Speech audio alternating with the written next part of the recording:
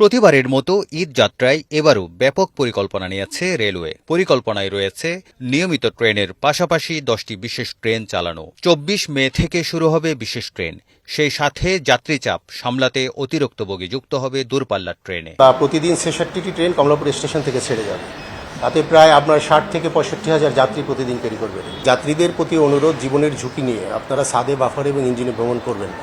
আন্তনগর local commutator মিলে প্রতিদিন ঢাকা ছাড়বে 66টি ট্রেন। প্রতারণা ঠেকাতে সামাজিক যোগাযোগ মাধ্যম থেকে টিকিট না কেনার পরামর্শ রেল কর্তৃপক্ষের। অন্যান্য বারের মতো এবারও থাকছে পশুবাহী ট্রেন। দেওয়ানগঞ্জ আর ইসলামপুর বাজার থেকে ঢাকায় আসবে পশুবাহী এসব কেটল স্পেশাল। কালোবাজারি রোধে যাত্রীদের প্রতি একটা অনুরোধ, আপনারা রেলওয়ের নির্দিষ্ট সার্ভার ছাড়া টিকিট কাটবেন না।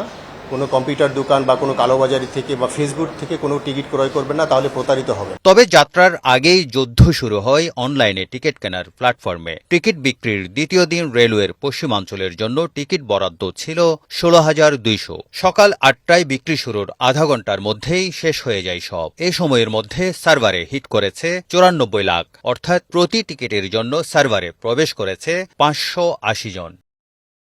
বৃহস্পতিবার দেয়া হচ্ছে 24 মের টিকিট, শুক্রবার দেয়া হবে 25 মের। এভাবে ক্রম অনুসারে 16 ও 17 মে দেয়া হবে 26 ও 27 মের টিকিট, আর ফিরতি টিকিট দেয়া হবে 21 মে থেকে। তারেক শিকদার, বৈশাখী সংবাদ, ঢাকা।